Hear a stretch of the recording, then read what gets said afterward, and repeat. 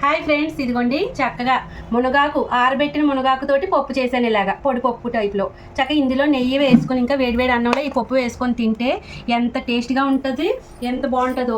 పైగా ఎంతో ఆరోగ్యం. మనం మునగాకు అస్తమాట్లు పచ్చిదెల్లి కోసుకుని తెచ్చుకోవాలంటే కొంచెం ఇబ్బంది పడుతూ ఉంటారు కదా, సమయానికి కూడా ఎవరు తెచ్చేవారు కదా. కాబట్టి ముందే తెచ్చుకొని మంచిగా ఆరబెట్టేసుకోండి. ఆరబెట్టుకొని దాచుకుంటే మనం ఇంత పప్పులో కొంచెం ఆకు వేసుకొని వండుకుంటే చాలా మంచిది. ఇప్పుడు అందరూ కూడా చెప్తున్నారు మునగాకు తినడం వల్ల ఎన్నో పోషకాలు, ఎంతో ఆరోగ్యం, ఎంతో మంచిది ఒంటికి అని చెప్పేసి.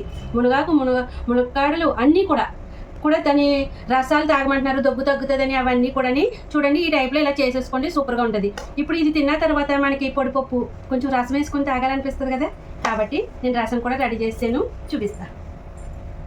ఇదిగోండి, ఇది మసాలా రసం. ఇంక ఈ రెండు వేసుకు తింటే ఎలా ఉంటుంది, అబ్బబ్బా సూపర్గా ఉంటుంది కదా.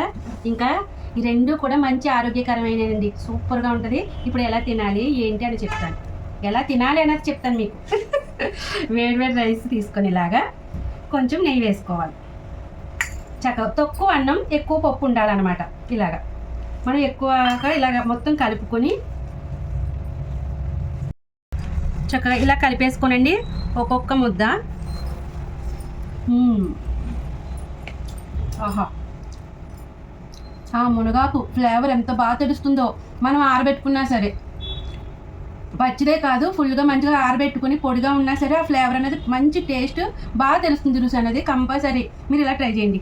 ఇలా ఆస్వాదిస్తూ ఒక 4-5 ముద్దలు తిన్నారంటే మంచిగా ఒంటికి పట్టి ఆరోగ్యానికి కూడా చాలా మంచిది.